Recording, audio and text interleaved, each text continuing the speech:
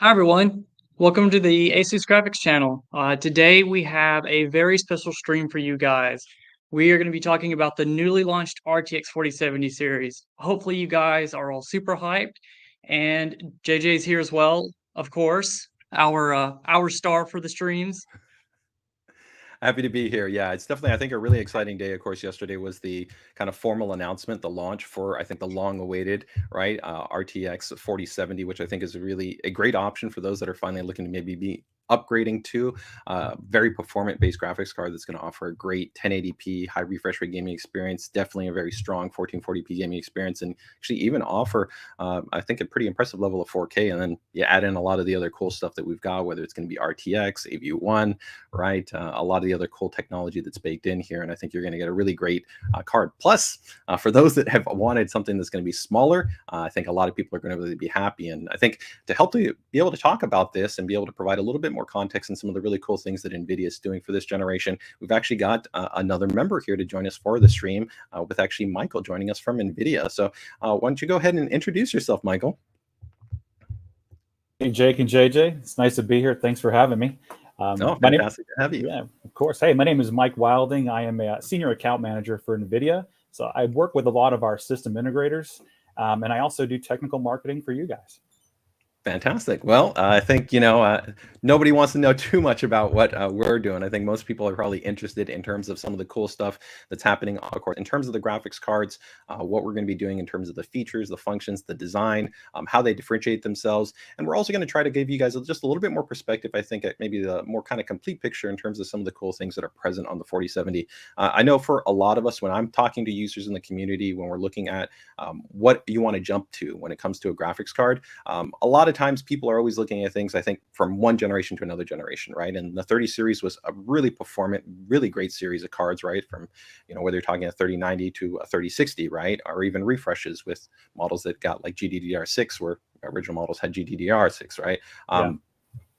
There's still going to be the reality that for most users, they don't actually upgrade gen to gen, right? Most users actually upgrade, sometimes 3, 4, 5 years apart, right? So it's really common that we can see users that are sitting in that landscape that they might have a system, they're enjoying that system, and maybe they're still on 1080p monitor. They haven't yet upgraded to that 1440p monitor, or maybe they just upgraded to a 4K panel, right? Or maybe they're in that transition of doing something.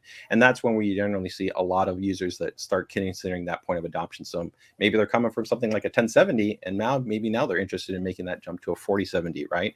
Maybe Absolutely. they could be actually coming from a different GPU, or or maybe they have a pre-built system and they're looking to add in a graphics card, right? There's a lot of other scenarios that exist outside of this pure kind of gen to gen conversation, where I think gen to gen, we also tend to see that a little bit more on the higher end side of the side, right? Where users are always looking for that cutting edge of the performance. Correct. So, Jake, why don't you go ahead and give us a little bit of primer? What graphics card series are we actually going to be talking about specifically for this stream? So specifically for this one, we have just launched our dual series in both white and black, which I'm really stoked for. JJ knows I'm a big fan of the white series cards and that aesthetic. We also just launched the TUF Gaming, and soon we'll also be launching the Strix 4070 as well. So we're gonna have a little bit of a diverse lineup for this series.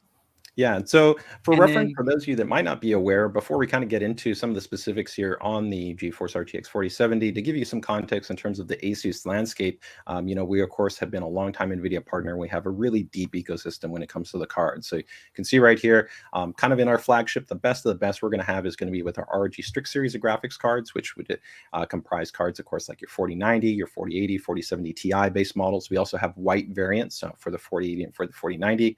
TUF Gaming series, of course, is fairly new. Some of you may not be familiar, but that has now been around for a couple of generations. You also get pretty similar GPU alignment there with the ROG Strix series. So usually if there's a 4090, there's also going to be a 4090 TUF Gaming.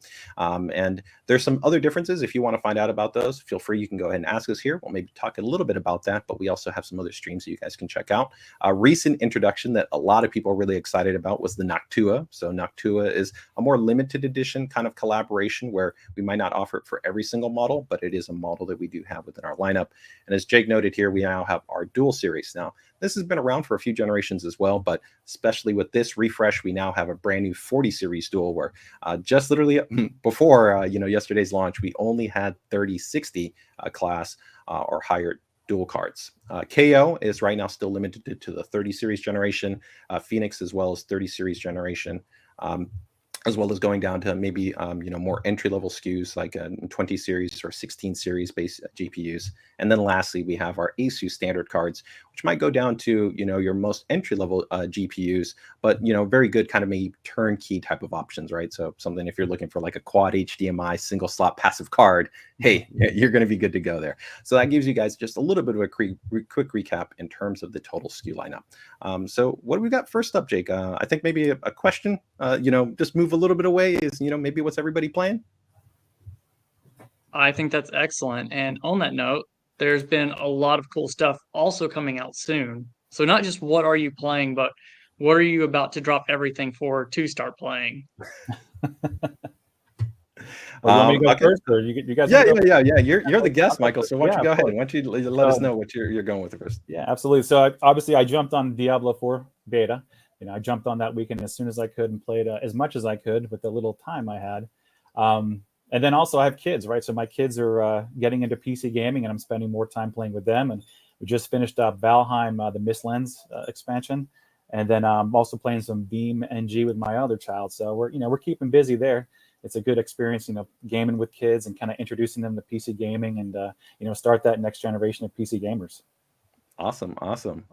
For me, I'm a big, anybody that's watched the streams knows that, my favorite genres, RTS, action RPG, racing, and I definitely like single player driven type of campaigns, whether it's first person or anything else. I would definitely agree. I really actually hyped for Diablo. I've been loving Forza, and I'm really, of course, just been super excited about, of course, the recent expansion that we've got in terms of Forza. I'm a huge 40K fan, so I'm actually love the stuff Fat Shark has been doing in terms of the updates, and plus it of course benefits from some of the latest NV tech in terms of the game engine with Dark Tide, also Total War. So those are kind of two different but exciting there too. I'm also a really big indie guy, so there's some cool stuff that I've been taking a look at, like Sea of Stars, some other games that I'm actually really excited about. So I'm a little bit of a completionist as well, so I try to jump into games that I know that I can commit and kind of want to follow through on. So I try not to take on too many because I want to actually go through the gameplay experience and enjoy it before I move over to something else. Because I'm sure a lot of us, I want to see in the chat how many people have games that they have in their library that they haven't even touched at all, but they bought them, right? I want to talk about that. How many people answer in terms of the positive in that side? Jake, what about you? I don't even want to talk about the backlog, and somehow I still can't seem to stop buying games when I'm like, oh, that's a good sell. That'll be great for when I get around to playing it in 5 years. So I'm definitely really hyped as well for Diablo 4. I've come off Diablo 1 and 2 with friends, played 3 with friends a little bit as well, and I'm like very stoked for that.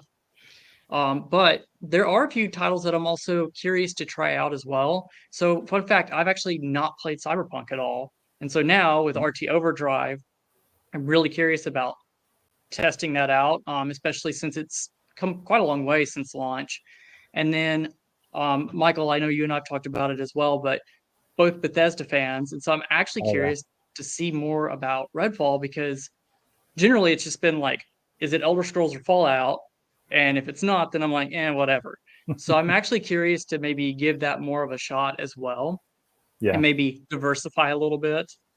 Yeah, the dev team also behind Redfall, I know we covered in a recent GCS team, is actually a really, I think, exciting dev team. There's some really cool kind of components. I'm always a fan too, because I'm not as heavy in terms of wanting to play competitively. So anytime that there's like a co-op experience that, maybe you can reach out to a friend or somebody in the community and it's just you guys enjoying the experience together, like you noted, Michael, being able to play with your kids too, that's also kind of a fun just experience, right, where it's it's that cooperative experience as opposed to a competitive experience, which is pretty cool. So some cool fun games, and of course to be able to play these games, we need, of course, graphics cards. That is what makes it all happen, taking care of those pixels. So before we jump into that, I just want to go ahead and just thank everybody for joining us so far on the stream. Give a little bit of shout out to some people that we have right here. So we've got Jose joining us on the stream. Fantastic. Thanks for joining us. We've got Idle Squirrel saying, would love to have one of these. I would definitely agree. I think these cards are looking fantastic. We've got Caesar joining us as well, Living with Perks, and a Garth 415 also. So thank you guys, and everybody else that's joining us here on the stream. Thank you for having us. All right, Jake, let's go ahead and kick it off. What do we got first? Awesome. So I guess let's jump right into it. So again, I think everybody here knows by now that RTX 40 launched yesterday, and we started with our dual series cards. So as JJ mentioned, the dual series is definitely not new to us, but it is new for our 40 series and for the kind of 70 tier models.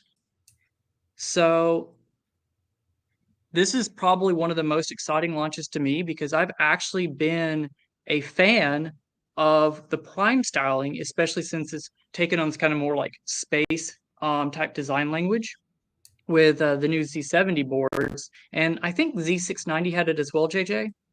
Yep, that's correct. Yeah, we've had now Prime in terms of that space kind of theme design for now a couple of generations. And here, if we take a closer look actually at the white edition, I know a lot of people really like the fact that we've Yes. been expanding the white ecosystem. And here you can kind of see it paired together with one of our Prime series motherboards. It has a really common complementary aesthetic, and I like to always show the cards in a couple of different orientations. Here, we're taking a look at it not only the horizontal but also in the vertical. Horizontal based mounting is still by far the kind of the most standardized mounting configuration. It's the easiest, less concerns as far as riser cables or fitment issues, things pressing up against the side of a panel or anything along those lines. But it's really almost never going to be an issue with any of these cards because a big thing that you're seeing here is inherently within the name. The dual series is bringing about a very compact based design. So when we're definitely looking at a lot of the higher end graphics cards in the lineup, you're getting outstanding performance, right? You're getting really cool temperatures, really good acoustics, great boosting clock performance as well. But you're also going to be looking at cards that could be upwards of 325, 330 plus millimeters. So you're talking about definitely much longer cards. The great thing is here is with something like the dual series, it doesn't matter whether you're going ATX, whether you're going micro ATX, whether you're going SFF, true like even 12-liter type small form factor builds, you're going to be able to take one of these cards and put those in there.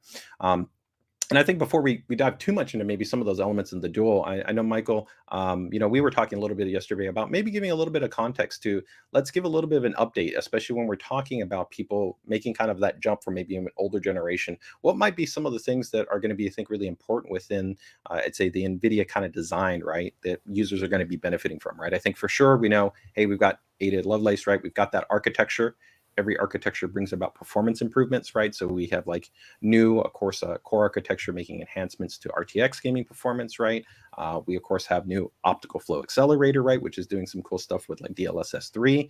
We've got things that are holdover, like NVIDIA reflex technology. Can you give some insight into some things that we might want to be a little bit more mindful of? Yeah, I mean, I think this product is certainly tied or targeted to folks that are sitting on our 10 series and 20 series of products, right? They're going to expect a large performance uplift, whether it be through traditional means like rasterization or through our new feature technology DLSS 3, right?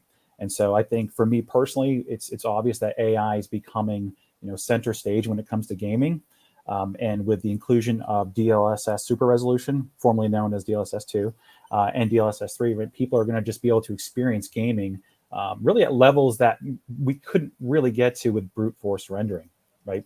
We're really bringing this into the fray. And I think with the recent announcement of the Cyberpunk Overdrive preview, people are really getting a glimpse into the future.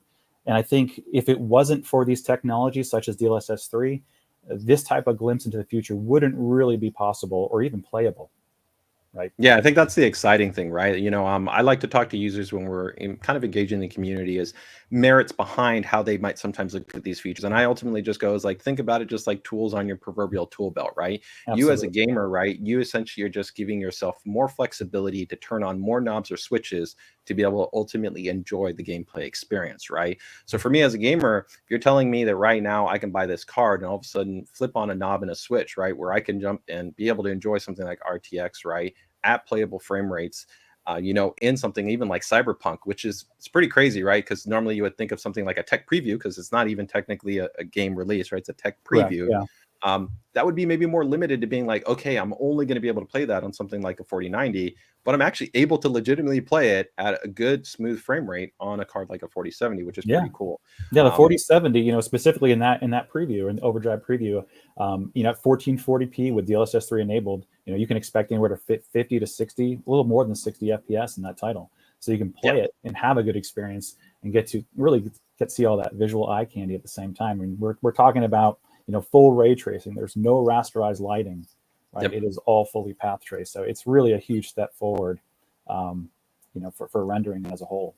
Yeah, and I think you know, you guys really recently released some interesting information, because I know that there's definitely kind of some conversation that happens out there amongst, you know, individuals in the community in different spaces. But I think, you know, one of the cool things you guys have now had for multiple generations, really for a long time, is of course the GeForce experience, and then that you guys can actually kind of see, I think, a good amount of information when it comes to the user experience and kind of what they're doing with their systems, right? Yeah. And I think you had kind of an interesting kind of slide here, right? Which we've also seen affirmed by the community when people actually get to try the features out, right? Like when they actually go in and they try something like Ansel, or they try something like Shadowplay, or they try RTX, or they try NVIDIA Reflex, there is definitely that difference between sometimes, you know, just reading about it or seeing something and then all of a sudden going, I get it, you know, that experience benefit, right? I mirror this a lot too when, you know, we first started seeing, you know, G-Sync when it first came to market. It was one of those things you could read about it, you could see about it, but until you essentially had a situation where you didn't get any more tearing, right? And you would just be able to enjoy a smooth,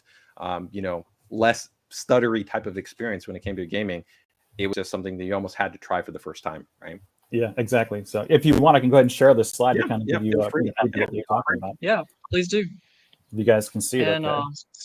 Kevin also had a comment as well about calling it DLSS frame generation instead. But one thing I should point out here is that DLSS 3 incorporates more than just what would previously be thought of as DLSS technology. It does also include reflex and things like that as well. Correct. So it's a bit more comprehensive than just the frame generation. And that's part of it being a new generation and not just that additional add-on of that specific tech. Yeah, exactly. And to your point, you know, DLSS 3 is an accumulation, to your point, of 3 technologies, right? So you mentioned, you know, DLSS Super Resolution, which, you know, has been out for quite some time. It includes the frame generation component, which, you know, obviously utilizes the optical flow accelerator, JJ's point. And in this generation of graphics cards, we have a really performant optical flow accelerator, so it makes frame generation possible. And then we add reflex, right? Because, you know, this is the frame generation component is a post-processing technique, so we need to be able to kind of claw back some of that additional, you know, loss of latency. And so it's really claw back, and I think even maximize, right? Because the thing is that sometimes, right, we can clearly see that when NVIDIA Reflex is implemented, right, independently by itself, you can have significant savings in terms of that total system latency experience, right? And so I think that you're clawing back, like you said, but at the same time, I think you're also helping to maximize the efficiency of that kind of that total kind of pipeline, right? That's true. Occurring. That's true. Yeah. So yeah, and I actually have a graph or a slide I'd like to kind of go over here in a little bit. It kind of shows, you know, how DLSS 3 affects certain scenarios, right? Where if you're GPU bound or if you're CPU bound, you know, kind of what to expect. But, you know, if you want, I can kind of talk to the slide real quick. Are you guys able to see everything? Yeah, I think this is great. Yeah, great. So let us know what we got in here. So, you know, it's no surprise to everyone that, you know, back in 2018 with our launch of the 20 series product, we introduced the world to our first generation of RTX products, right? So this included ray tracing and our first generation of DLSS. And, you know, we took a snapshot back in 2018. And we took a total of 4 games. And we really wanted to see how many gamers are using this technology. Now, this is emerging technology. So I think, you know, it's only obvious for us to kind of wait and see how things pan out. But, you know, we are really committed to this technology. But still, you know, we had about a third of gamers using this technology back in 2018 when it was introduced. Now, if we fast forward to today, in 2023, we took a snapshot of how many gamers on 40 series are utilizing both of these technologies. And, you know, and on average, it's around 80% for both technologies. So both RT and DLSS, it's a huge amount of people that are utilizing these technologies.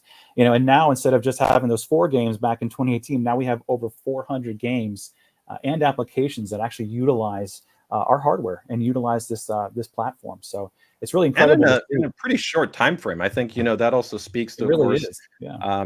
in NVIDIA's, of course, tight integration, right, within, partner development, right, ISVs, right, in terms of you guys being able to launch these initiatives, be able to fund them and support them and work really closely at, releasing, SDKs and working with those partners to be able to integrate these things seamlessly. And I think that's something that we definitely saw with, of course, DLSS, right, whereas you guys Absolutely. really Yeah. helped to see, like, a lot of people, I think, initially was like, it's going to take years before we start to get, and literally was like, every week there was like another game that was dropping, another game that was dropping, there was another game that was dropping. And that's even happening right now, even from the 40 series launch, right, with DLSS 3, the number of games where we started off with, where it was like, it was like, okay, we've got this one example, we got two examples, and now we're, close to what, about 30 titles or so. Yeah, there's about, with DLSS 3, there's about 35 plus titles right now. I think 50 that have been announced that are supporting DLSS 3. So at the current trajectory, we're it's the growth rate is about 7x over DLSS 2 as far as the adoption rate, right? So that to me is really pretty insane, right? When you take a look at that, because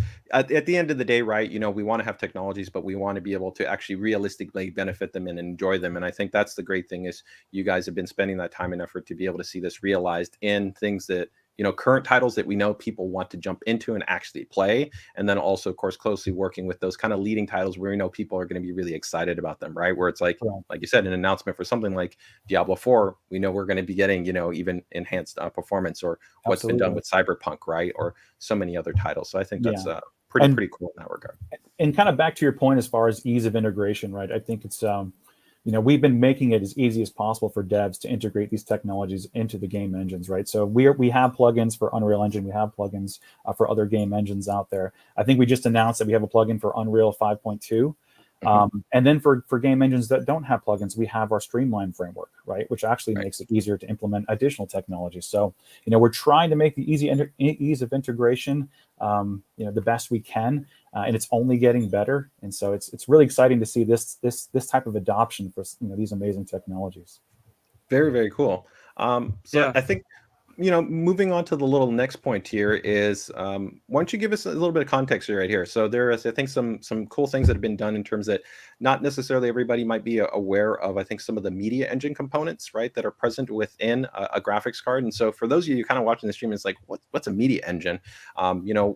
Holistically, when you take a look at a graphics card, there's so much that it's doing now, right? It's not just, of course, providing you your game experience, right? A lot of times it's that default, of course, piece of hardware that's providing your acceleration experience for video content that you're going to be seeing on screen. And so the media engine has a big influence on this in terms of what it can decode. And so NVIDIA has really kind of been a leader in this space for a long time in terms of offering support for usually latest specification standards. And so one of the really cool things, and we've covered in a recent ASUS graphics card stream, was, of course, the introduction of AV1, not only just decoding, which you had previously, but now encoding support, right? And the 4070, although it is a more mid-range paced product offering, right, you're getting both, right? You're getting AV1 encode and decode support, right? Correct.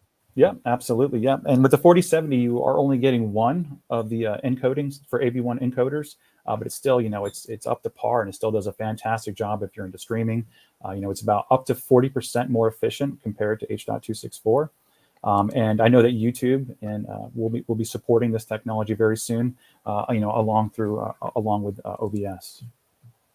Yeah, that's fantastic. So yeah, again, you guys can kind of take a look a little bit here, from NVIDIA's kind of reference, right, in terms of H.264 to AV1, in terms of regardless of whether you're looking at 1080p, whether you're looking at 1440p, 2160, right, those efficiency improvements, they're quite notable. And there's also, of course, that quality enhancement, right, because you're just, again, talking about improvements in terms of how the actual container's working, and its efficiency and effectiveness in terms of what it's actually showing you, right, whether that's reduction in kind of small blurry elements, right, or just the overall sharpness and textural elements. Everything ultimately is going to look better. So it's kind of really the best of both worlds, because you're getting smaller file sizes, but you're actually getting improved image quality. So that's pretty sweet. On the other side too, we've talked a bit about gaming, but I also think that this card might be really, I think, the sweet spot in a lot of ways for also, I think, the creator segmentation in the market. And one of the cool things you guys are doing, as well as you guys continue to offer support with the NVIDIA Studio Driver Suite. Can you give us a little bit of context behind maybe the NVIDIA Studio Driver Suite, and how that kind of might be beneficial to somebody that maybe is not gamer, but maybe, somebody that's using Adobe Creative Cloud or DaVinci Resolve or Blender? I get this question a lot, especially with my partners. There's some apprehension about the NVIDIA Studio driver, being in which, a lot of creators also game, right? So they're wondering, well, hey, do I need a game ready driver? Or do I need a studio driver? And the fact of the matter is that the studio driver still has game ready drivers baked into it, right? But there is a bit of a delay until we actually see updates for some of the newest games, right? So for instance, it's typically about a month or so of delay until you see those game ready updates on the studio side. Because keep in mind, the whole purpose of the studio driver is really to get the most reliable experience you possibly can when you're utilizing over the 110 applications that can take advantage of, of our RTX ecosystem, right? So, some of the apps that you mentioned, all the Adobe Suite, Blender, I mean, there's just, like I said, there's over 110 applications that can take, that can actually utilize the hardware within the GPU. It's not just about gaming anymore, right? There's so many things that can be done, whether it's be, live streaming or a graphic design. We're now seeing a huge influx of the text to art. That's becoming very popular as of late. And then AI editing, and the options are endless at this point. So it's really, and even things that we don't necessarily know about, like I remember when Adobe, of course, worked with you guys, and you saw the introduction of things like the neural filters within Creative Cloud, right?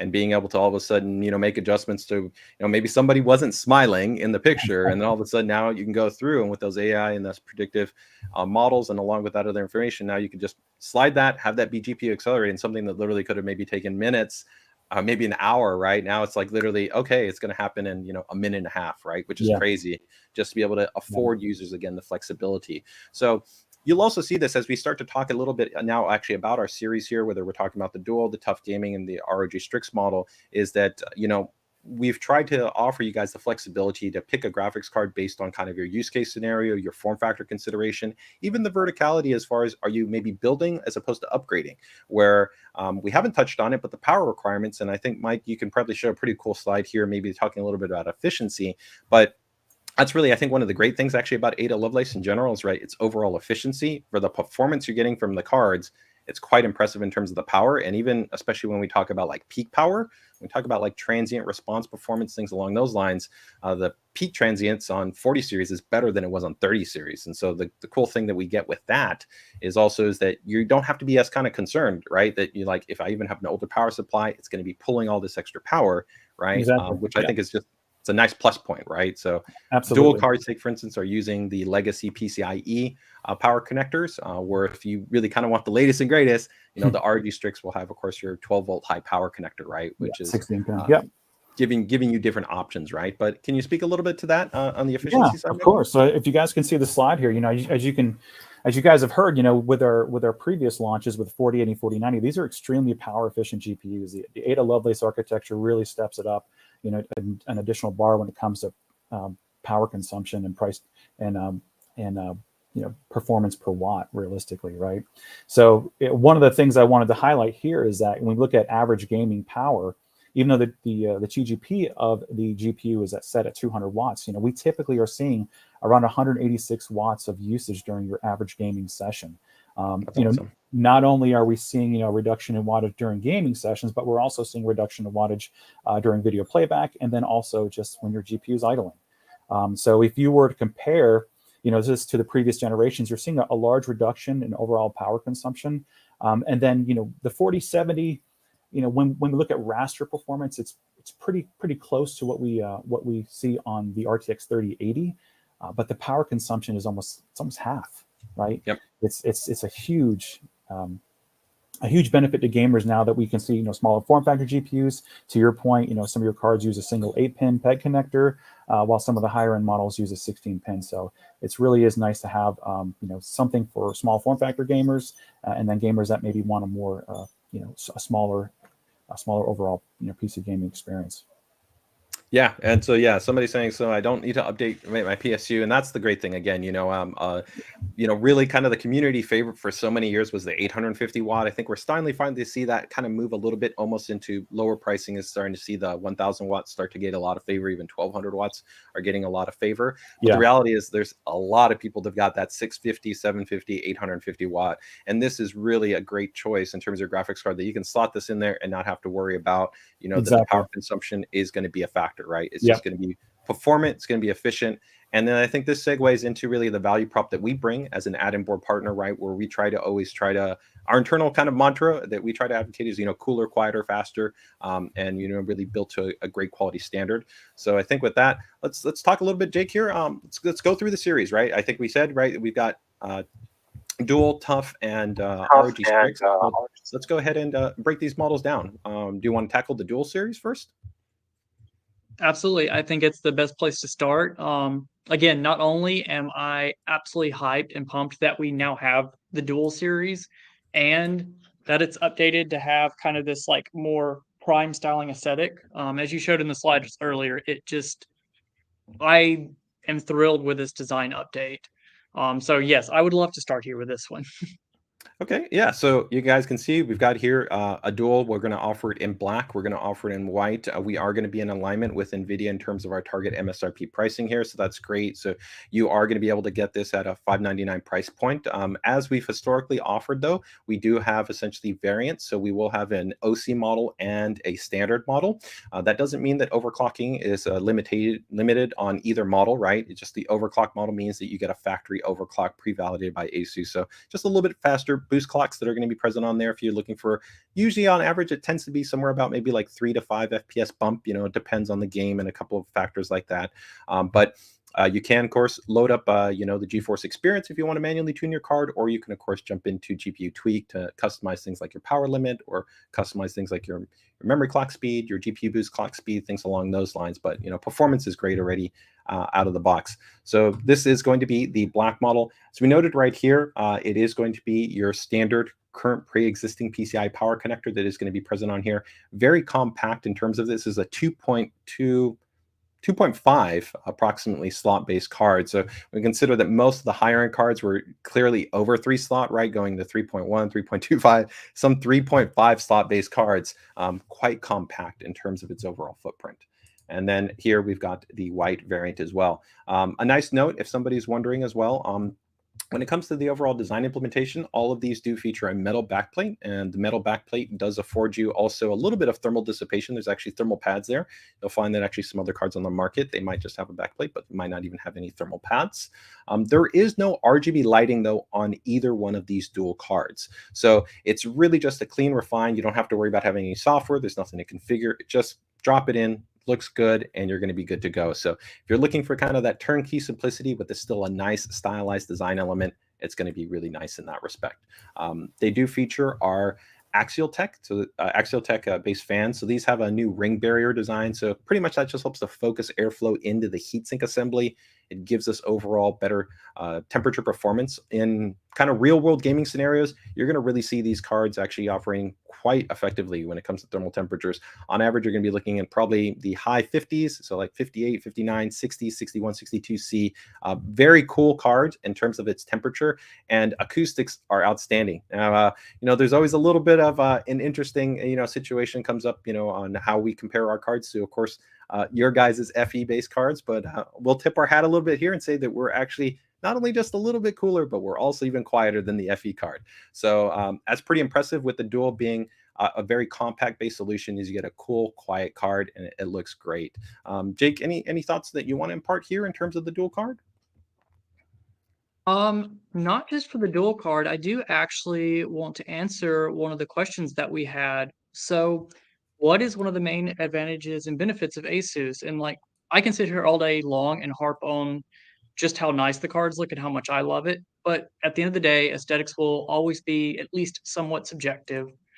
And we can talk that, we're at MSRP and that we offer excellent cooling performance. But I think, JJ, you have something that you've been a big proponent of is our auto extreme tech, correct?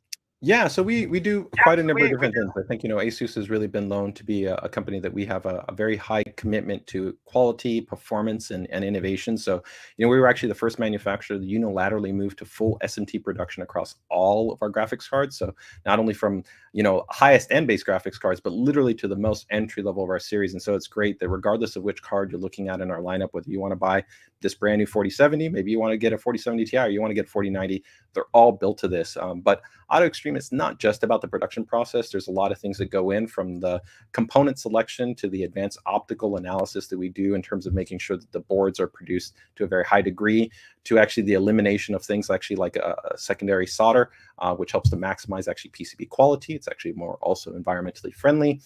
There's a lot of elements that we essentially have behind the scenes that we go into. And even when we actually look at the card itself, there's going to be subtle details. Those Axial Tech fans, they feature dual ball bearings. Sometimes you're going to see on some other basic designs, they might have maybe a standard ball bearing design, or it could have a sleeve bearing. There could be a difference in that. Power delivery also. Power delivery is already quite performant and capable on the FE model, but even for the dual series, you'll actually see that we feature even a higher performing VRM assembly that will be on there. And on the TUF Gaming, it even takes it further. We're not only a higher end VRM assembly, but we're also going to have benefits in terms of even higher rated capacitors, right? And there are also subtle elements as well. There's going to be items like the I/O shield, right? So the I/O bracket, not I/O shield. But if we again take a look here at the card, some people might be surprised. So an example might here is, when you think about this, we're one of the only manufacturers that actually uses full 304 grade stainless steel. And you're going to be, well, what's the difference there? One, it's actually a bit more rigid, which helps to keep the card even more stable when it's like installed inside your system. But depending on the climate or in the space you might be, if you have more ambient humidity, things are a little bit kind of more moist in the air, you can actually get oxidation. Take for instance, and that can actually weaken that material, and also aesthetically it doesn't look as nice, right? So it's just a premium touch point. But details large and small, I think when we look at also the TUF Gaming model, we'll kind of show you also some of those other kind of upgrades that you get when you buy an ASUS card. But I think the big focus is that, you know, when there's that consistency in production, and, you know, commitment to definitely make sure that you're getting a great reliable card. Yeah, absolutely. I think that touches on one of the main benefits. Again, you can see from reviews and stuff all day long about the temps and the performance and everything else that we offer. Things like overclocking capabilities that we may have, especially for the OC models.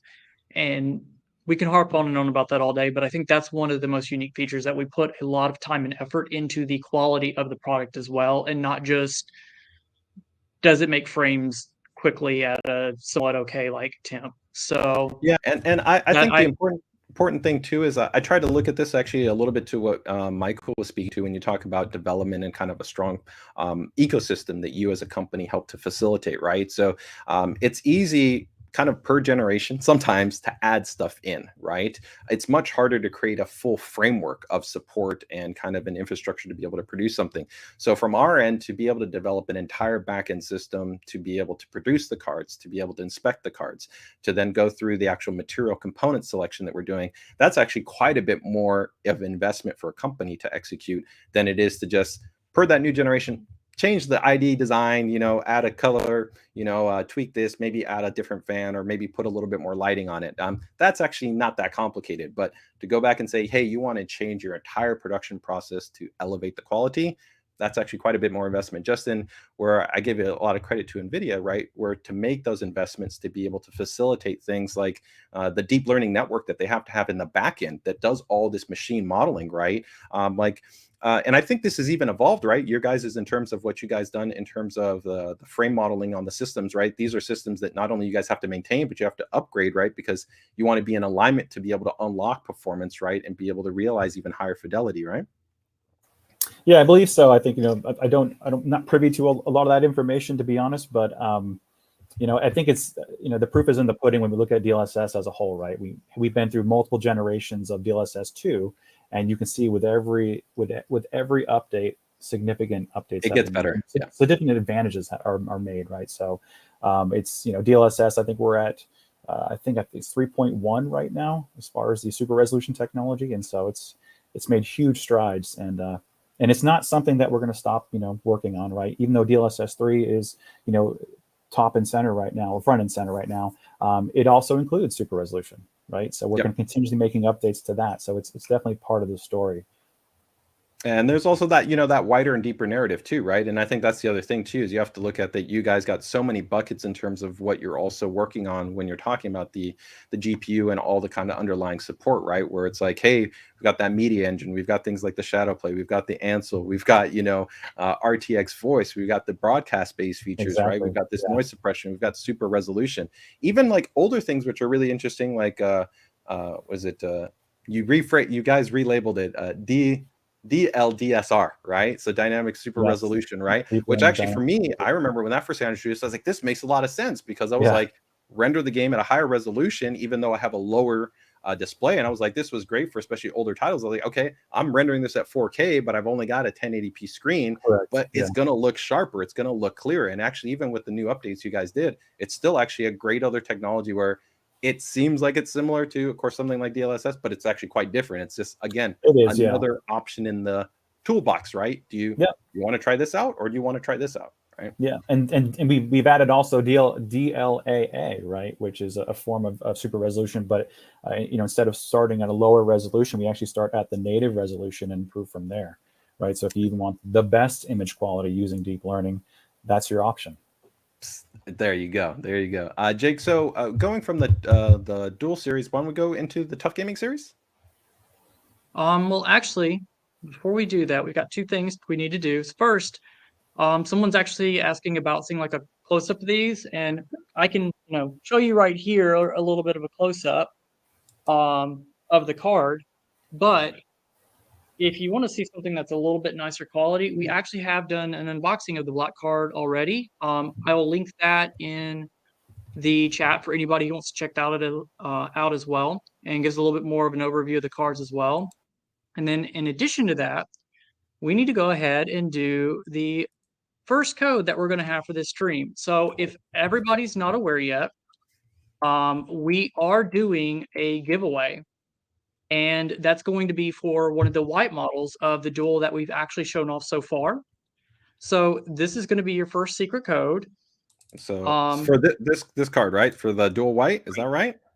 Somebody's actually going to be able to win this? That's sweet. Good looking card. Yeah, somebody will actually be able to win that. So guys, if you haven't already, make sure that you get in on this. I'll link that in the chat as well in just a moment. But yes, this is your chance to actually win one of these and get some cool talking about like history and better power efficiency and ray tracing and go play Cyberpunk RT Overdrive and all the other fun stuff. So very cool. All right, and I did actually also see one of the comments here that I just wanted to kind of note on before we get into that TUF Gaming model. Somebody was actually talking about kind of performance. Somebody was actually talking about. I want to go ahead and let kind of the users know we do actually have our GPU tweak graphics card utility. So we actually went through a really extensive long-term beta in terms of actually the development for it. It was over a year and a half, and so we do have our GPU tweak 3. This has a full OSD menu in there if you want to see your live overlaid stats. Although that is something you can also do within the GeForce experience. Some really nice things that I like, though, that we have that's really unique to GPU Tweak 3, I would say be two specific things. One is that we have a really intelligent voltage frequency curve tuning mechanism that I think simplifies it, makes it a little bit easier for people, although you still have the same type of option where you have the scanning implementation. But this little guy right here is actually pretty cool. This is actually what we call our app profiling based implementation. The app profiling implementation will allow you to essentially match clock profiles and fan profiles to a specific application. Now you might go, well, why would I want to do that? Well, the thing about it is, if let's say you have maybe an overclock configuration that you set up and you have maybe running for Forza, for Cyberpunk, or for Diablo, Company Heroes, whatever you might be playing, right? Do you want to have that when you're maybe opening your web browser or checking email or looking at a photo? Maybe not, because from an efficiency standpoint, from a power consumption standpoint, it makes more sense. Just revert the card back to stock. And so the great thing is you can do that. Also, some games respond differently. Some games actually might benefit a little bit more from maybe having your memory pushed a little bit more, right? And some other games sometimes can be a little bit more boost clock sensitive, and maybe you adjusting that power target and adjusting the boost clock and increasing it will even give you a little bit more performance.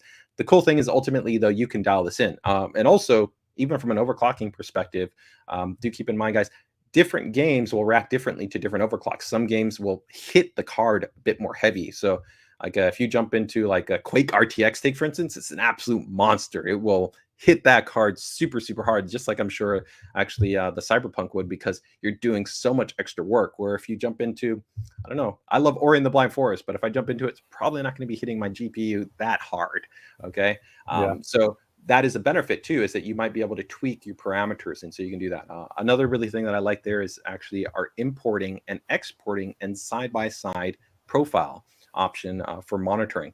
So you can actually log your system, and then you can export it, and then you can import it, and you could put it side by side. So if anybody's ever done any performance tuning and monitoring, they know what you usually do is you take these screenshots, or you open up Notepad, and then you start to put things side by side, or you create your own little spreadsheet. You don't need to do that here. Just literally take the two files, go import, and you can now look at them side by side. So I can also see, okay, hey, my temps rose up here, or my clock frequency was consistently now a little bit higher than this. So it makes looking at the data much, much easier, much more friendly. So that is GPU Tweak 3, and it works across all of our NVIDIA-based graphics cards, new and old. So if you got an ASUS 10 series card, you got an ASUS 9 series card. Hey, you should consider upgrading, but GPU Tweak is going to work for you, so no worries on that side. Jake, why don't we take a closer look here at the TUF Gaming graphics card? Absolutely. I think it's a perfect time to start talking about this one. Oh yeah, so why don't you go ahead and just give us one more shot of that right there, Jake, before I go ahead and show the image there. So for yeah, those you guys of you can see, who have looking really, really nice. Yeah. You guys will see some nice subtle elements there. We actually have a ribbing brace design, which also helps to stabilize the card because it's even, of course, a bigger. One of the things that's going to be hard to see in the visual, but Jake, hopefully you can speak to it, especially because you're touching both. Do you guys remember one of the key differences between Dual and TUF Gaming is on the Dual model, it's a plastic shroud with a metal backplate, but on the TUF Gaming graphics card, it's metal. So you get that nice kind of premium. Technically from a performance standpoint, there's not really going to be a difference between the two, and they both look really good in terms of, I think, the aesthetic. But if you appreciate that next level kind of premiumness, that is a nice element that you're going to get on the TUF Gaming card, is you're going to get the metal shroud and you're going to get the metal backplate. And this card, just like the Dual model, will also have thermal pads on that backplate as well. So all the way across the board, you're going to get essentially a bigger heatsink assembly. You're going to get quite a number of points, and we'll talk about that in a little bit here. But Jake, do we have pricing for the TUF Gaming 47 series? We do. It's actually already available in Newegg as well. I've linked both of the cards that are available in the chat, but the TUF starts at $679. So not bad at all. One thing I do want to touch on real quick is that for the TUF and Dual, I don't know how easily it'll be able to be seen, but these are using the standard 8-pin versus the newer 16-pin, 12V pin. Yeah, so the 12-volt hot power connector. So again, here, seamless kind of upgrade path, right? If you've got essentially any of your standard ATX 2 series based power supplies, so 2.3, 2.4, hey, plug and play ready, right? As long as you meet that wattage and amperage requirement, drop it in, you're good to go, and you're set. So very, very simple. No concerns. We had a quick question about Armory Crate as well, what it can do as far as control, I guess, for the graphics cards we have. Yeah, so this card, of course, does feature integrated RGB lighting. So it will, of course, fully offer ASUS Aura Sync support. So that means if you pair it up like system here that you see next to me, or if you were to pair this with like a TUF Gaming motherboard that has lighting, and then you add in your RGB memory, of course, your AIO, any of those things, as long as they're within the ASUS Aura ecosystem, they're entirely interoperable in that regard. So you just go in, you can go ahead and enable your lighting, and you're good to go. And speaking, I think, of lighting, this is an area that we can go ahead and touch on some of the actual differences in terms of what do you get coming from the Dual card to the TUF Gaming card, right? Now, again, I think we definitely don't want to undersell the value of the Dual card. It's going to be a fantastic choice. Again, we already talked about the thermals, and we talked about the acoustic properties and its compact nature. So you can see you're not compromising on this card being cool, quiet, or performant, right? That's going to be a given. Again, this is just that premium upgrade that if you're looking for, again, even faster clocks, a couple other points, that's what you're going to be getting. So let's go ahead and take a look in here and see what are going to be some of these differences.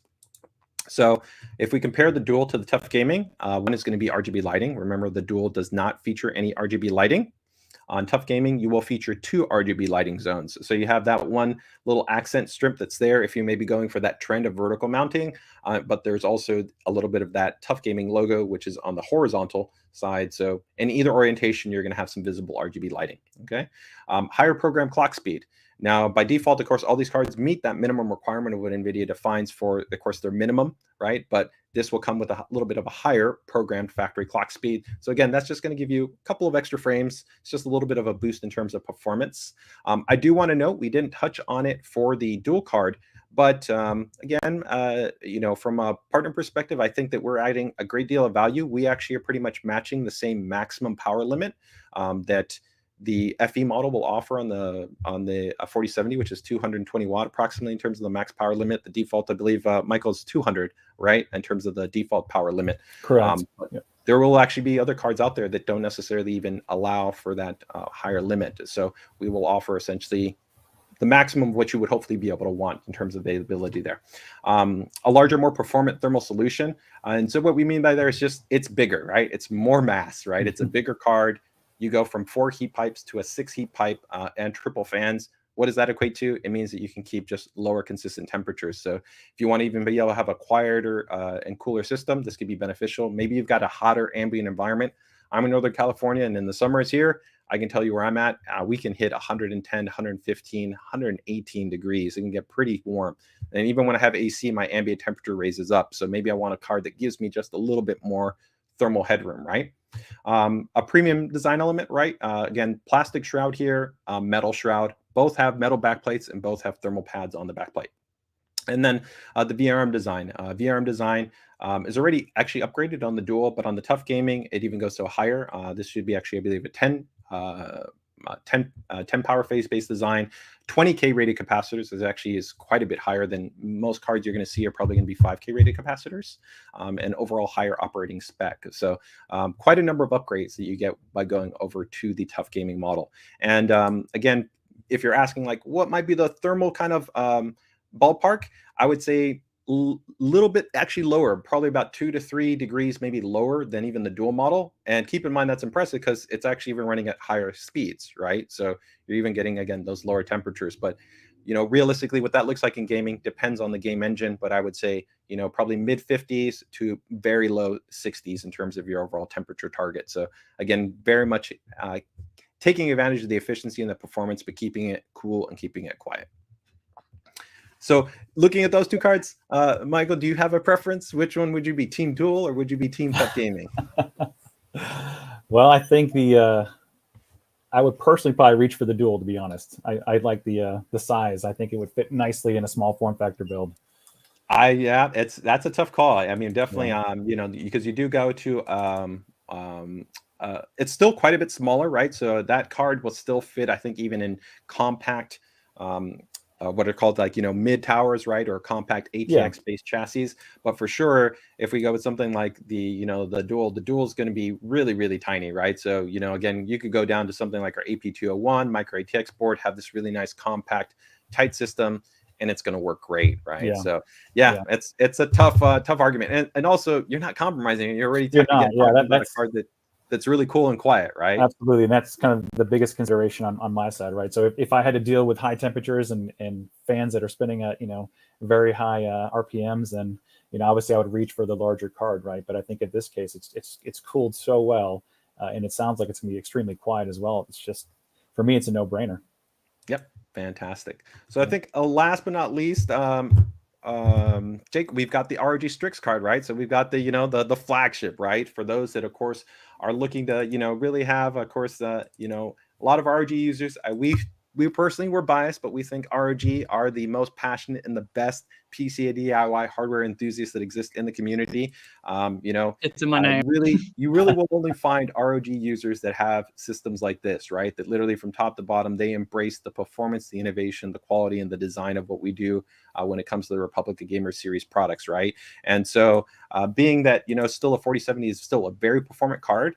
Keep in mind, some people do wonder about that, is like you won't see an ROG graphics card for every single model that NVIDIA produces. And part of that is just we want to be able to maintain a pure performance level expectation when you buy an ROG product.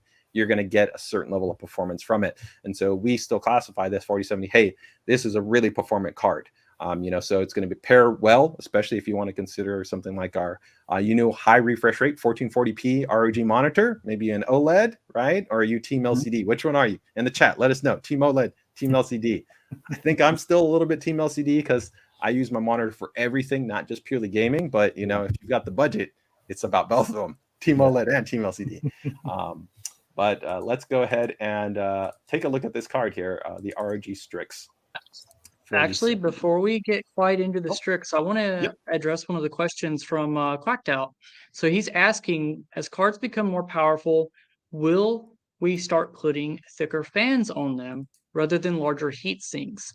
And JJ, you may be able to touch on this a little bit better, but I know that there is, within a certain size form factor, without just making, an 8-slot tall card, there is a trade-off between larger fans versus the heat sink. It's how much heat can the heat sink dissipate, and how much can the fans pull the heat from the heat sink. So there's a lot of R&D that goes into balancing and optimizing the size of each of those.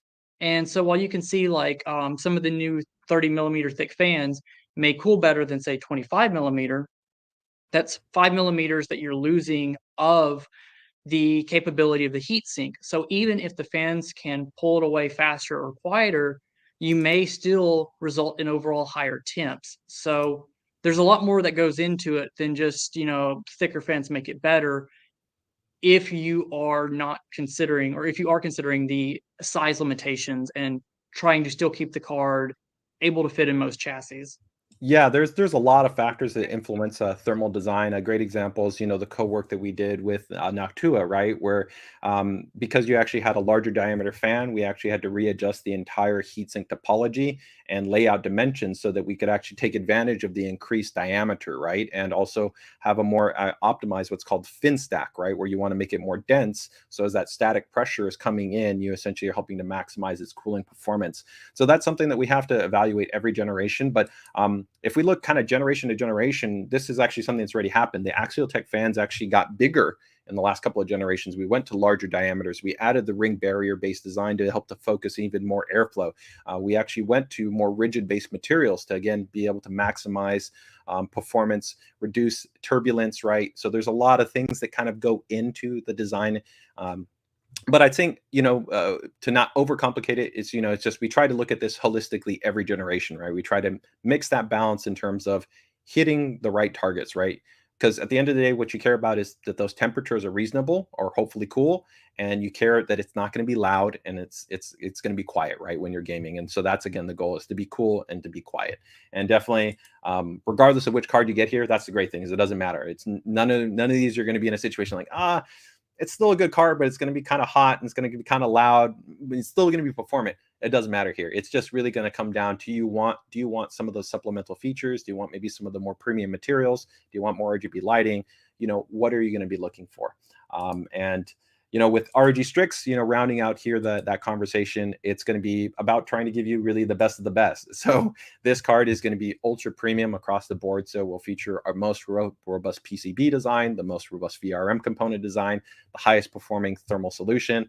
Just like the TUF Gaming model, this is going to be full metal. It has, of course, the most RGB lighting where you have one zone right here. And then you have this really, really distinct 360-degree tail light design that we implemented, which goes around the entire perimeter of the card. It has a really distinct and cool kind of effect once it's in there. I'll show you guys a picture of how it looks in a system because it looks entirely different once it's actually also inside of a system. And you also even get some premium things. Like if we look here on the rear of the card, you'll see that it actually has even 2 fan headers. So we actually call Fan Connect 2. It's the technology that's on this card. So that means that if you want to have like supplemental fans connected and maybe you run out of fan headers on the motherboard, or the cool kind of little trick that this implementation offers is these fans respond immediately to the GPU temperature. So most fans in your system respond to the CPU temperature, but the benefit of this design is you can actually have them respond to the GPU temperature. So the moment that you're kicking on, I'm jumping into finals, or I'm jumping into Cyberpunk, or I'm jumping into, whatever game it is that you're playing, those fans are going to be in alignment to ramp up because sometimes there can be a delay. Sometimes your CPU you know, it could be sitting at a certain temp, especially under gaming. Generally, it depends on your CPU, but the GPU probably will be running at a higher temperature point than your CPU. So having your fans actually always respond to your CPU temperature isn't actually always, let's say, the most sensible thing when you want to talk about intake airflow. So that is going to be a cool element. We don't yet have all the specifications to give you guys. The Strix card will be coming out a little bit later, but we want to give you just that heads up. Hey, people always ask us, are you going to have a Strix card? So again, if you do want that flagship card, we will have a Strix model that will be coming out. And lastly, Little here, sneak just peek to, there, right? to show you guys here again, kind of look what a pairing might look like if you were to pair maybe some of these boards together from an aesthetic perspective, and also kind of positioning. Again, the white pairs really, really well with our Prime series. I didn't put the ROG Strix-A, but the ROG Strix-A is also our white silver themed ROG motherboard. I think it would also perfectly fit there. And that model, we do have DDR4 based variant motherboards too. So I think it aligns with that goal on NVIDIA's side to be able to offer a card that is, you know, performant, but at a lower price point. Kind of very much aligns with what we're doing with the Prime series and the ROG Strix-A series, giving you value, giving you a really nice aesthetic choice as well. ROG Strix makes sense. Pair it with an ROG Strix board. It's going to look fantastic, right? It's going to go hand in hand with each other in terms of the ID design. Here, I threw a little bit of an alternate one. Michael, you know, we talked a little bit earlier about, you know, NVIDIA Studio drivers, creators, and how this could, I think, be a really great card for creators when we talk about its performance, its efficiency, the modern media engine support. So why not pair it with something like our ProArt series? Our ProArt series, it's a great platform that we offer here. Again, here I actually put our B series because, you know, maybe you don't need any overclocking support, right? You just want something that's going to be stable, reliable, turnkey, put it all together and be able to have a great system that looks good. I think the dual with something like a ProArt board would be a fantastic choice. And then lastly, TUF Gaming, right? So TUF Gaming, of course, could equally pair up here with a TUF Gaming based motherboard. And again, these are just rules. Excuse me, these are not hard rules. You could pair any card you want with any of them. They're all physically interoperable. They're all just PCI Express. If you want to put a TUF Gaming card on an ROG Strix motherboard or a Prime motherboard, go to town. There's no limitations in that regard. These are just some visual reinforcement cues that we do to help to show kind of the breadth and depth of what we do to offer you, I think, a really nice, clean design aesthetic. And I'd love to know everybody's thoughts in the group. If you were to go with which pairing would you go with? With that, Jake, what else do we want to jump into here? Well, first off, the Prime White series is the best, and anyone who says anything else in chat is wrong. So there's that. Well, I think that covers the bulk of the new cards that we have launched, at least for the time being. Michael, do you have anything else you'd like to add for us before we maybe open it up for like a quick and brief Q&A to see if there's any questions we missed? I don't think so. You know, we had a chance to talk about DLSS 3. We had a chance to talk a little bit about NVIDIA Reflex, a little bit about the media engine. You know, the use cases just beyond gaming with NVIDIA Studio and some of the applications that can really take advantage of our hardware there. So I think we really captured everything that I wanted to share. You know, obviously we also captured, you know, that there's a lot of people using our technologies, right? It's not just, you know, we don't just make these for no one to use, right? A lot of people are using DLSS and ray tracing. And so it's really exciting to see this, and, you know, and the ease of access to implement these technologies in the games is only getting better. And the technologies are obviously getting better every month. So I don't really have anything else to add at this point. So, but thank you. Very cool. Thank you, Michael. I will say though, if you can maybe give us a little bit of detailing, if you can. I know that there was some discussion regarding some people again that have had this kind of question regarding kind of why we don't see DLSS 3 on older graphics cards. Can you give us maybe a little bit of insight into some of the hardware requirements on why we're only seeing DLSS 3 on a 40 series card? Absolutely, yeah. So the big reason why is that we have our optical flow accelerator. Now, this is a physical piece of hardware on our GPU itself, right? It is present in our previous generations of RTX SKUs. However, it's not as performant, right? The job that this has during the frame generation component of DLSS 3 is a big one, right?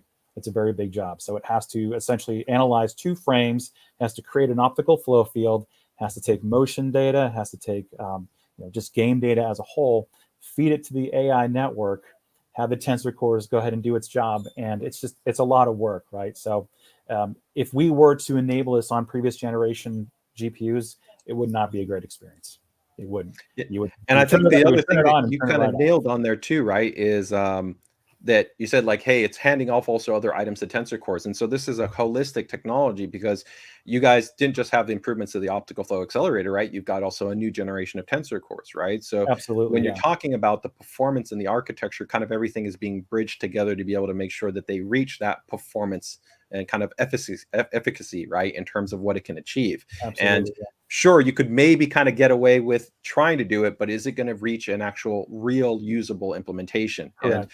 And that ultimately doesn't, I think, benefit anybody, right? If you unlock something or you give something to it, but it's literally at such a level that they don't realize a consistent benefit from it, because then you can get questions of like, why is it working so slow? Or you guys need to make a better driver, or, you know, different items like that. So thank you for giving us just a little bit of that context and insight to know that there's hardware here that is helping to realize this. And absolutely. I think another point that you touched on too is, while we do talk about frame generation, I think sometimes there's a conversation out there that people will kind of elicit and say, you know, it's an entirely kind of a not real frame. But it's really important to know that everything you're seeing is always based modeled off of actual real frame data that is being rendered. Absolutely. And that is critical here, right? We're actually talking about the actual game data. So that is dynamic, right? From frame to frame to frame to frame, that's consistently being essentially referenced and then actually being generated from that point. So you're always working with real, true data.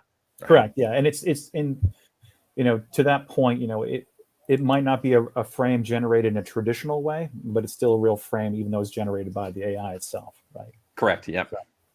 Very cool. Okay. So I think that wraps up everything from our side. We can see, like you said, Jake, if maybe we got some questions.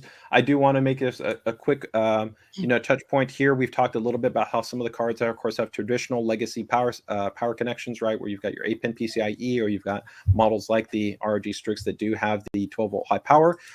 Do keep in mind, guys, that we do have a full lineup of power supplies that we have recently launched. So everything from the SFXL, which will get you taken care of again on the legacy side, or with native 12-volt high power. This is an ATX 3.0 spec. We just launched the TUF Gaming ATX 3.0 base PSUs. We'll have the ROG Strix model probably coming out maybe next month time frame. And then we are currently have our ROG Thor series, which, while they're ATX 2.0 are our flagship series product, and are also do come included in the box with the 12-volt high power adapter cable. So regardless, it doesn't matter which power supply you go with, they're all going to be able to give you the power that you're going to need for your system, and fully compatible with the entire range of our NV40 series products. So it doesn't matter, 4070, 4070 Ti, 4080, 4090, it doesn't matter. Go to town. You're going to be good to go. Jake, why don't we see what we got in terms of some questions? Well, we do have a couple things to do real quick, and then we'll finish with a short Q&A. Is first off, for some of those who may be wanting something a little bit more powerful than the 4070s, we do currently have promos going on for the 4080s. For example, the TUF is $80 off on Amazon right now. But in addition to whether you, like, yeah.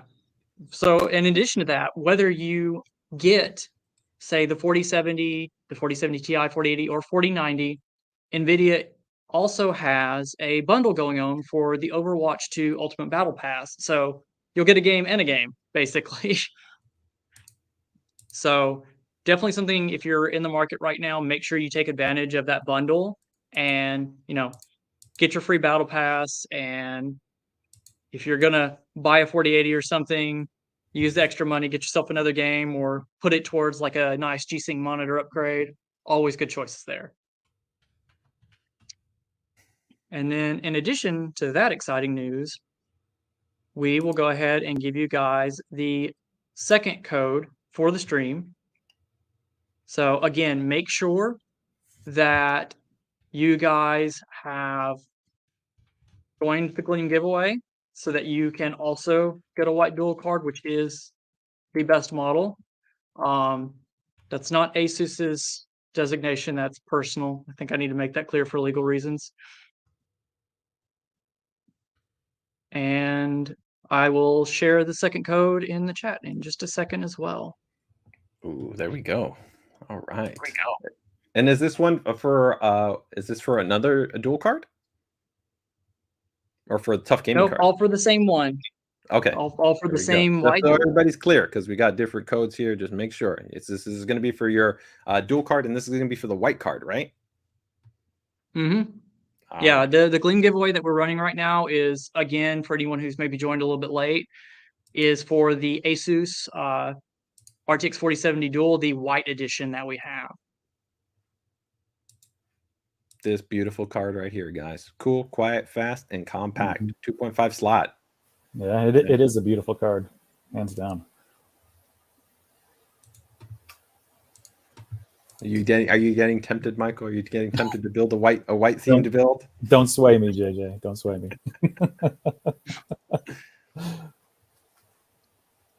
So I think we've got I think it's a good time for a few questions. So Kevin, I think you actually asked this earlier, and I hadn't addressed it at the time because I felt going through the stream we would kind of talk about it a little bit, but some of the cards are higher, but like if you look at like our TUF model and stuff, we're offering you a lot higher overclocking, or I shouldn't say a lot of higher overclocking. We're offering you the higher base clock speeds. We're offering you the increased cooling, and then as JJ mentioned while we were talking about it, you've got a metal shroud and things like that. There's a lot that goes into the new models. DLSS 3, you've got frame generation. It's ever improving technology, ever improving manufacturing, and ever changing design and everything like that. So there's a lot that goes into these cards, and hopefully, having watched through the stream, you will have seen where a lot of that value comes from. And then I think, as Michael showed in the slides, that a lot of these cards these days for the performance are offering better value than prior generations. Yeah, I think a key part that you also want to look at, right, is that, value from that performance perspective, it's always encompassing the totality of what is being offered to you, right? And so if you want to look at only kind of things in one limited budget, one limited kind of perspective, that is going to be limiting the value arc that you can essentially benefit from the card, right? And this is where it makes sense to take advantage of these technologies, right? So, being able to, like I said, toggle on, DLSS and RTX and see the performance benefits, even if you compare that to something like a prior generation, like a 30 series card, you could still see huge performance uplifts, and that is going to add that additional value proposition. And again, there are going to be clear items where, like I said, hey, 30 series was great, but you didn't have AV1 encoding support, right? So you're now bringing that to the table, right? So, and I think the other part that we talked about in the very beginning, right, is that most users don't upgrade generation to generation. Most users are actually 3, 4, 5 years apart. So I think for a lot of these users that are probably looking for an upgrade, the upgrade experience that you're going to be getting, it's actually even really hard to metric, because even from a review perspective, you might not easily find these comparisons, right? Like, hey, can I see what, I got a 1070. How much of a performance uplift am I getting in here, right? And that's just talking about pure gaming performance. We're not even talking about all the other things. It could be much cooler, it could be much quieter, you could be getting better, lower power consumption, right? Yeah, we've got another question as well. What resolution is the 4070 aiming at? I mean, today this is going to be heavily dependent on what you're playing. If you're playing Minecraft, okay, cool, you run it at 4K. Are you playing, Counter-Strike 2 when it comes out? TBD on what performance is, but if it's anything like prior, Counter-Strike games, expect high frame rates across the board, and is probably likely to be 4K. Esports, you are going to be targeting the high refresh 1080p there that a lot of people go towards. 1440p, you're going to have depending on the game, ray tracing capability, even especially with, again, DLSS 3 making a lot of this even easier to run. And that's not one of those I guess you can answer is what is it aiming at? Like the 4090 can run anything at anything essentially. So of course you can call it just a straight 4K gaming card, but while the 4070 may not do, what you're trying to nail down, right, is at the end of the day, right, you know, what we always tell users is the game and your image quality and your resolution, right? You know, which one of those three, and all three of those impart a huge effect in terms of the gameplay experience, right? So, you know, you could easily go, hey, Doom Eternal, you could be talking about, you know, 160 frames a second on this card in raster performance at 4K, right? But at the same time, you know, you jump into, you know, God of War, you jump into The Witcher, you jump into Death Stranding, right? Assassin's Creed Valhalla, there's going to be different, right? Different game engines. But I would say, you know, overall on average, even from a raster level, you are talking about a card that can comfortably be looking at a wide number of games at what I consider the benchmark for performance, which is going to be 60 frames. It's actually going to be over that, I think, as a relative average. So you can feel comfortable and confident that a wide range of those, and especially if you start to get into games which are maybe a little bit older, less demanding, you can toggle around the image quality settings. Like I noted with Doom Eternal, you could easily be seeing double that. And then you add in stuff like DLSS to some of these games. You know, you could also, again, that's the great thing about these technologies. You can toggle it on, all of a sudden go from maybe having something that is pretty playable to now all of a sudden clearly playable and really enjoying the gameplay experience. Yeah, and to kind of add to that, you know, this card is targeted at a 1440p high refresh rate experience, right? And that includes ray tracing, right? Whether it's using DLSS super resolution or DLSS 3 with frame generation, right? So you know, there's many games, there's many reviews out there that kind of can show that as well. But 1440p is the target. Can you game at 4K with it? Absolutely, you know, but it is more geared towards that 60 FPS type experience at 4K. And then to Jake's point, you know, if you were on a 1080p super high refresh rate monitor, this is a great option as well. Yeah, and I think this also comes in alignment with even, you know, us being really kind of the premier kind of gaming monitor manufacturer out there too. It's very much in alignment with where we see the trajectory, right? So, you know, we now have 1440p even high refresh rate monitors starting at about like almost $250 for, you know, 1440p 170 hertz. And that's really kind of in this exact kind of spot of where you want to be, right? When you're talking about this kind of 165-ish to about like a 240 hertz 1440p experience, this is going to be that perfect pairing. So if you haven't made that jump up yet to maybe like 1440p high refresh rate, this is a really good combination. Or like you said, if maybe you're a little bit more into that competitive gameplay environment, you know, CSGO, Valorant, Overwatch, Rainbow Six Siege, things along those lines, hey, you could even be jumping into higher performance, right, with ultra high refresh rate 1080p. Yeah, correct. Yeah, I couldn't agree more on that. And I mean, we showed off not too long ago, what was it, like 500 hertz 1080p? I forget the exact definition. I think it was like 500 or a little over that. And so you're talking about blazing fast, like the ultra high doesn't even start to really describe it because even 360 was ultra high refresh. So now you're looking at just insane speeds for 1080p, and yeah, I pretty much just classify ultra being everything after 240 because, you know, we've got 280, we've got 360, we're going to have 540, and we're on the journey to 1,000 hertz. But our friends over at NVIDIA, I'm sure, are going to continue to help us be able to reach those targets. So we're excited about that for whenever they end up coming. I think, you know, this question here in terms of bottleneck, this is always a really tricky one. And it's one I tell actually gamers that I think that they stress about too much. To be honest, your CPU definitely plays a part, and you can be limiting the performance. But the reality is, you know, we get people sometimes go like, "Hey, I don't have a 13900K. I've got, you know, I've got a 10600K. Right? Is that still going to be fine if I upgrade?"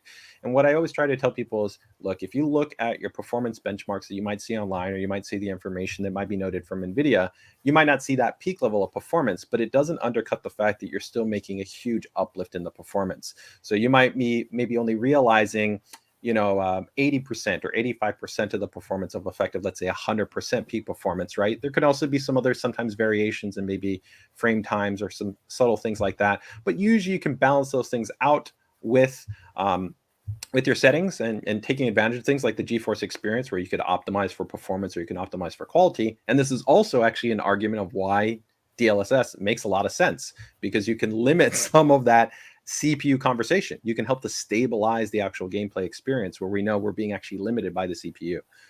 So yeah, I wouldn't be too worried about that, as long as I think you have a fairly modern system. And I classify modern being, you know, probably at the upper limit. So i7, a category for like 8th gen or 9th gen Intel or kind of comparable AMD CPU side. If you're in that class, I would say you still should be entirely fine considering upgrading to something like a 4070. And the higher end you are in that, whether you're in 10th, 11th, of course, 12th gen, it's like it doesn't even matter, right? You're definitely in that part category. Michael, your thoughts? Yeah, I was just gonna say, the whole bottlenecking, it's more or less a balancing act, right? There's some things that are out of your control when it comes to game engines themselves, right? And open world games, and sometimes they're just inherently bottlenecked sometimes by the CPU. To the point we were talking about DLSS 3, right? Where if you are CPU bound, let's say you're playing Microsoft Flight Simulator, and you're seeing maybe a max FPS or an average FPS of around like 60 FPS, but you have a high refresh rate monitor. If you are CPU bound, it doesn't really matter how much GPU you throw at that scenario, your frame rate is not going to change, right? So you have to find other ways. You either upgrade your system with a faster CPU and high frequency memory, or you enable a feature like DLSS 3 where it can kind of circumvent that CPU bound scenario and give you additional smoothness through frame generation. So definitely there's different ways to approach it, but if the feature is already tied to your card, it's a simple toggle and you'll get a great experience. Yep. There you go. And again, I always give a plug back there to I think one of the best features, and still it's one that sometimes gets overlooked, but I really love the GeForce Experience option for a lot of people that aren't always as familiar with a lot of image quality settings too. You guys do a lot of back-end work, to be evaluating games, settings, and being able to give users this easy option that, hey, again, if you want to prioritize towards frame rate and really having those low frame times, the best quote unquote, smoothness gaming experience, go this route. And if you care a little bit more about eye candy, or maybe you're in a game environment where, Twitch response mechanics are not going to be as important, you can go the other direction, right? Absolutely. All right. Let me see if we got maybe one or two more, and we'll get ready to wrap things up here. Jake, anything else that you were seeing there? We got one, and this is maybe a little bit broader of a subject than what we would have time for to discuss within the stream. But I will say that for all of the model series, we are planning to do some rough build guides. Keep in mind that you always want to tailor to exactly what you're needing. But we will be doing like a 4070, 4070 Ti, 4080, and 4090 build guide that will give you like a fairly decent starting point and what to expect from a system with those hardware specs. So just stay tuned to our channel. Those will go up on our YouTube. The 4070 will come first, and we hope to have the first part of that build guide up within the next month or so once we finish filming and everything. Yeah, you can also make sure to join us in our ASUS PC DIY group. We have an amazing community over close to almost 45,000 members that are all PC DIY enthusiasts that we talk about this, and we give consistent guidance there. I'll tell you from kind of a base level, you kind of saw a little bit when I gave the motherboard pairings there. I think the sweet spot, if you are going to probably be considering building a system, is this is a great kind of GPU from its price point, right, at $600, to be pairing with a really nice balance. So you don't have to be looking at something like even an i7 or like an i9. I think you can look at something like a 12400, 13400, 12600 is right now still available and seeing really, really great pricing to where you also can overclock that if you want even a little bit more margin. As always, keep in mind, overclocking does void your CPU warranty, but if you want that additional kind of performance, it's there. It's on tap with being a K part if you don't want to go with a locked part like the 12 or the 13400. And then similarly, B series chipset should be a good segue, right? Look at B660, B760, or I think some of those entry options that we talked about on the Z790, right, where you've got like the Dash A, and balancing that out, I think, is a really great foundation for a very performant system. And keep in mind too, right, from the board side, it's not going to affect the performance. Whether you go with like a Maxus motherboard or whether you go with a Prime Dash A, the effective performance you're getting from this GPU is going to be parity. Again, also, while we're focusing here on NV card solutions from the chipset side, if you want to build an AMD-based platform, an AMD CPU, an AMD-based motherboard, these products are fully interoperable, compatible. There's no compatibility issues in that regard, so you're entirely fine in that respect as well. Yeah, we have I think just one more question I've seen pop up. What are the like PSG requirements for this? And again, this will kind of be dependent a little bit upon what other hardware you have in the system, but I believe it's 850 watt that is sitting as the recommended. It's actually Um, 650 watts. Yeah, it's quite a bit lower than 650 that from watts. the efficiency envelope. 650 actually is really, I think, your kind of your baseline requirement. You could probably actually get away with even, I think, actually a 550, but I think 650 is the base. On NVIDIA's technical side, I know. What is your guys' official? It is 650 watts. Yeah. Yeah. Yep. Yeah. So yeah, That's that insane. makes sense. When we Across the consider board. relative kind of power envelope that we see for most users, their realistic power envelope total system power draw tends to be usually about 350 to about 450 watts. Of course, when you get into heavy RGB systems and overclock, you can definitely get into 600, 700, 800 watts. And accordingly, you would want to have a bigger power budget and power supply. But if you're just looking for a choice, like right now, again, you're building, you could have confidence if you want to build a 4070 system, you're entirely fine to buy a 650 or 750. I think 750 is my recommendation. Like our TUF Gaming power supplies that we just launched, those new ATX 3.0, they start off at 750.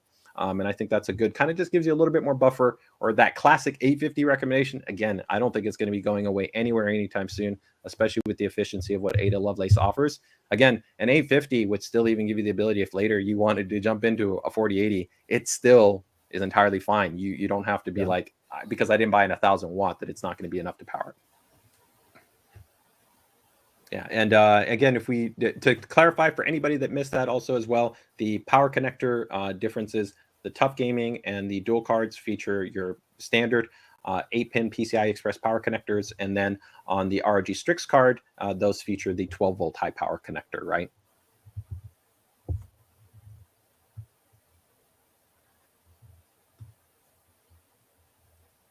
Yeah, definitely sounds very reasonable relative for the power supply requirements. Yeah, and again, efficiency, I think, Mike, what you were saying, real like nominal gaming workload, it's actually under 200 watts, like 185 watts or something like that. Yeah, about 186 watts. Yeah, is what we're seeing on our end. Yeah, fantastic. All right. Well, unless we have any last questions there, I think that gets ready to wrap up our stream. It's been actually fantastic having you join us here, Michael. Thank you so much for giving us a little bit of time, giving us a little bit of perspective at all the work NVIDIA is doing, and excited to be able to offer, I think, this new mid-range based offering, right? That actually is, I think, punching above its weight. You know, a lot of times in the past, even not that long ago, when we talked about mid-range, I don't think that we were talking about ultra high refresh rate gaming, right? 1440p, or being able to talk about playing a game, you know, with something like DLSS at 4K, right? That's pretty awesome. Plus a lot of those other features. If you guys, of course, have any other questions, comments, feedback, feel free to go ahead and check out the links that we have in the chat. If you guys are watching us on demand, check out the description. You can go ahead and check out our corresponding product pages. If you want general information regarding NVIDIA, feel free to go ahead and check out the NVIDIA website. You can find out more from ASUS in our ASUS PCD Hour group, as well as our ASUS product pages for our respective models, whether it's the Dual, TUF Gaming, or the ROG Strix series. As always, too, don't forget to check us out on our social channels, right? Whether it's going to be Twitter, Facebook, Instagram, YouTube, wherever it might be. We've probably got a space for you to be able to get the content that you're looking for. So that should cover us on that side. Any last words from you, Jake? No, thank you everyone so much for joining us for this. Again, don't forget to go enter the giveaway and get your chance to win the absolutely beautiful RTX 4070 Dual White. And also thank you so much to you, Michael, for joining us and helping answer some questions and shed some light on all the new cool and fun gear that's just launched. Absolutely. Thanks a lot, guys, for inviting me to the stream, and good luck to everybody. I hope someone really appreciates that card. It's a beautiful card. So again, good luck. All right, guys, take care, take it easy, enjoy the rest of your day, and best of luck with your builds. See you, everyone. Bye.